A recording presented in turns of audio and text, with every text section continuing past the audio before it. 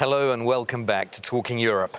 The war in Ukraine is well into its third year, and Russia's advances on the battlefield have caused jitters across the EU, particularly in the countries bordering Russia that used to be part of the Soviet bloc.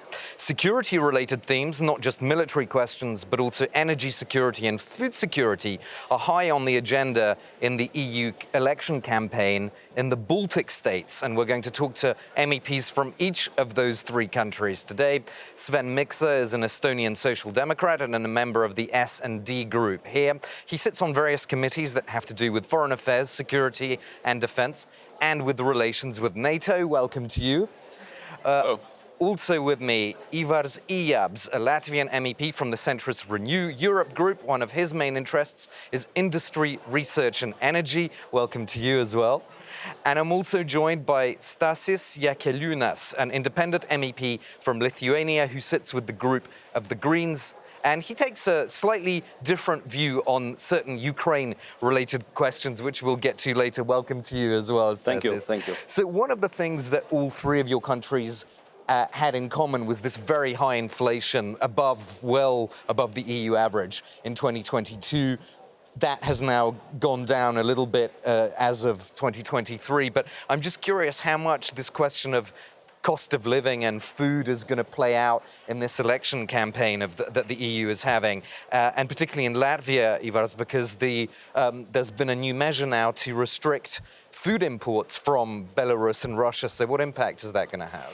Well, first of all, in Latvia, inflation, thank God, is down, which means that, well, we are still hoping that the ECB is going to lower their interest rates because, of course, Latvian economy has been suffering. But as for your question about the Russian and Belarusian grain imports, I think this is an important European issue because, of course, we just can't afford to finance the war in Russia. And that's why I think that the proposal by the European Commission to restrict that by putting some tariffs, significant tariffs on those imports is a right one. As for the cost of living in Latvia, of course, I mean, the current government hasn't been very active in supporting families and individuals with those high prices, but nevertheless, of course, I think the main issue for the whole Europe and also for my country is right now how to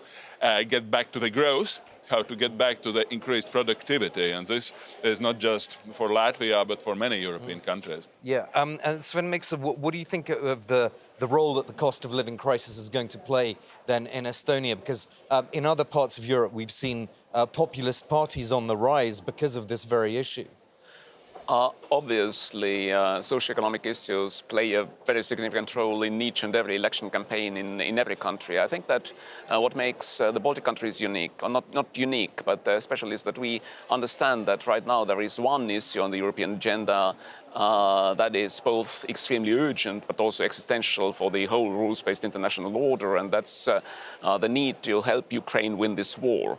Obviously, it involves very significant cost for our citizens all across Europe, but particularly in some European countries, it involves sacrifices. And I think that it's extremely important that these costs, that this burden be borne in a way that is equitable, both between the individual European countries, as well as between and among different social segments in the society. So more support for consumers then, for example, in Estonia to help absolutely. bear the cost. I think it's also critical for maintaining the very high degree of support for this effort of helping Ukraine to win the war. So I think that our governments back in our capitals need to do more to make sure that this cost is shared equitably and fairly, but also European Union will have to make sure that we take very seriously the concerns of particular economic sectors as well as particular segments in the societies of individual member states.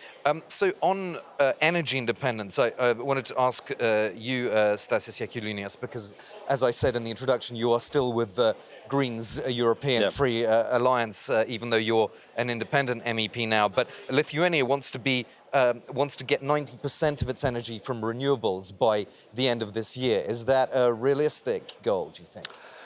Not probably not by the end of this year, but End you know, of the decade, I said. Sorry, Yeah, I should have yeah, said end yeah. 2030. I meant. yeah, so it's more realistic, but the problem is, you know, because it's volatile energy, you know, it's renewable solar and wind are not stable, so you have to store it somewhere, so we have to be a balancing act.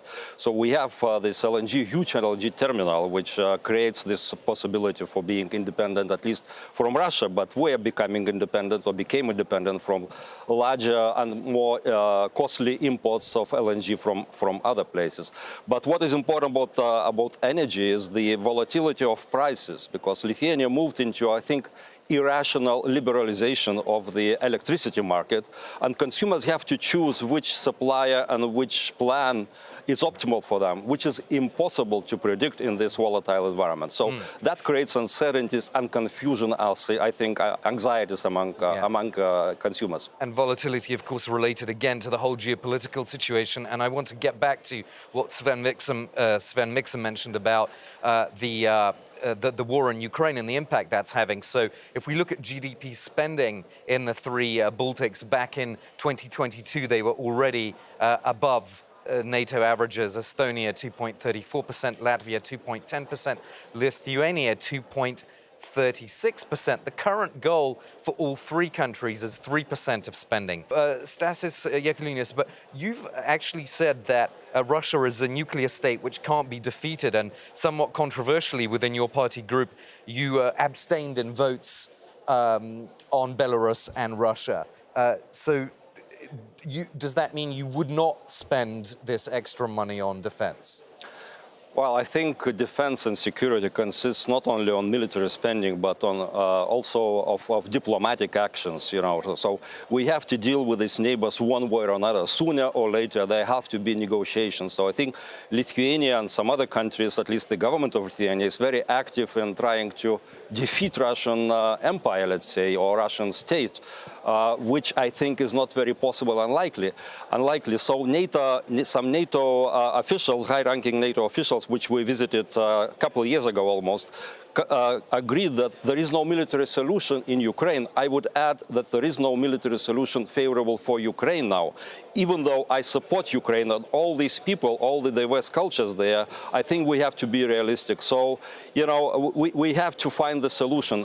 Reasons for that war, my short thesis is, this is unjustified and illegal war, as it was the war in Iraq, but this is a provoked war. Russian aggression was provoked. So this is the point that they want to make. Ivar Yabs, what about this goal of 3% on defense spending? Where are you at on that? This is a necessity, and I think if the confrontation with the Russian aggressor goes on, I think that 3% is a lower limit in many ways. But as for the remark about Russia being provoked and so on and so forth, I think that this is really an illusion that the current Russia with its current regime has any place in the future European security architectures. This is an aggressor, a revanchist country which wants to redraw the borders and which doesn't see the Baltic states as independent, pro-European Western countries. We cannot afford this sort of defeatist attitude. I think we absolutely have to make sure that Russia is defeated on the Ukrainian battlefields. I think it's the matter of survival for the whole international order. Yeah. We have UN Security Council, which is tasked with preserving, maintaining international order. And now we have a country that sits veto-powered on the UN Security Council and has waged a war of aggression against an independent democratic neighbor. I think we absolutely have to make sure that Russia does not come out of this on top. I think there is insufficient understanding in some corners of Europe of the existential nature of this threat. And defense spending, I mean, collectively in Europe, we have been taking out the peace dividend for far too long. And if we want to play the role in the international global arena over the next decades, we will have to be strong industrially, economically, politically, morally, but also militarily. That is absolutely unavoidable. Yeah, You wanted to respond just briefly because I want to come back. Yeah, I'll Ivar. just about 3%. I think we need to reach 3%, but not necessarily to go over that, because we have to balance act. Baltic countries spend as part of their budget revenues significant amount, because the budget revenues compared to GDP is quite low. So we are spending a lot already, but military spending, as I mentioned, is not enough. We have to do more, and we have to understand why this war started, and therefore this is the key how to end this war. Military solutions, I say, it's impossible.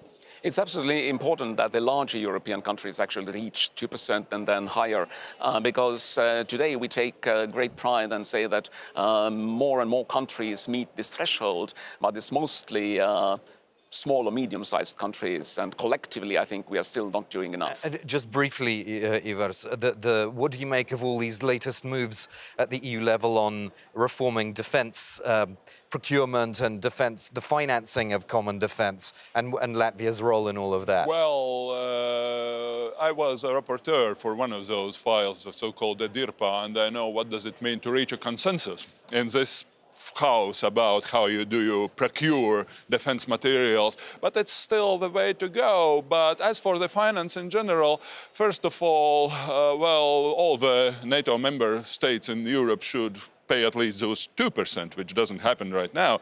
But as for the future, I think that certain integration of that European pillar of NATO is a necessity, and this applies also to financing. As we all know, the French president has just came with an initiative which is something like the RRF, the next gen EU, not now this time for defense. I think such initiatives are going to be necessary, because I don't think that the Russian aggressive attitude towards the West is going to stop anywhere soon.